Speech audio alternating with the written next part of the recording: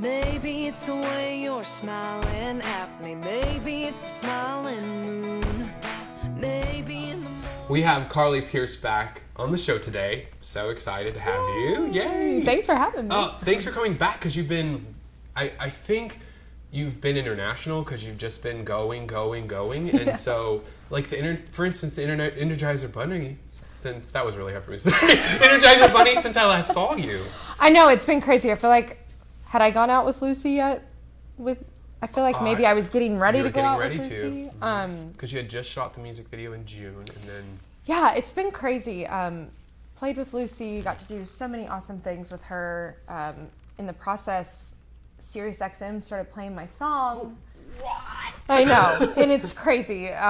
Blame the Whiskey, and it's just kind of taken off, and I'm getting a lot of really good support and gaining some, social media and all those kind of things, and it's kind of stemmed to more shows and more things in town and more, excitement about what's going on with me. And I am doing a thing with Essence Cosmetics and Ulta. I'm going to be a spokesperson for them. Yes, we're going to talk more about that because there's so much going on. There's a lot going on, and yes.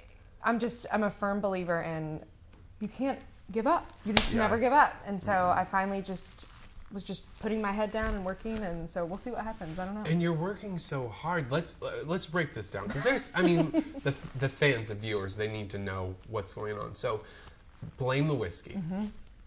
That came out. When did that release to Sirius XM? The second week of December. The second week of December, and your life has never been the same. It's been crazy. It's awesome. I feel like, it's on a show called On the Horizon for the new artists, and John Marks and Buzz Brainerd and everybody at XM has been so awesome about taking chances on new artists. And it's a completely different group of people that were on it when I first was on it in December. I think there's just one or two of us that are still on it that are kind of hanging in there. And, it's always evolving. Like there's been artists that have had a couple songs on there, and I'll be listening and hear my song, and then they'll play, something from Carrie Underwood or something, and it's just... Pinch me. Yeah, it's crazy. It's crazy to drive down the street. I'd always kind of envisioned hearing myself on the radio, and I only listen to XM radio. I've been an avid listener since I was 16 in my car. Endorsement. XM is the best. They got that. Yes. XM is all I listen to, so that was kind of what I was fantasizing about in my head, was seeing my name on there. So it's been awesome. We'll see where it goes. And they mentioned on the show how much your fans are blowing up their station, and they love it. Yeah. I think really, I've been out with Hunter Hayes. I've been out with Lucy Hale. They're getting to kind of watch it happen. They started with me when I had, maybe 1,000 followers, and now they're getting to watch all these exciting things happen, and they realize that it's because of them, and they're a part of it, and they're getting to see that having that much involvement and support is why things are happening for me. So I feel like they've just bought into the fact of they're helping to kind of get it going. So it's awesome. Well, and they're so responsible for it, because that's what I love. That you're passionate about Sirius XM, the Highway, and mine. I love it because it gives the independent artists, the new artists, the chance to compete with these bigger artists, and it's rocking that station. And I'm just waiting for you to become the road find or the highway find.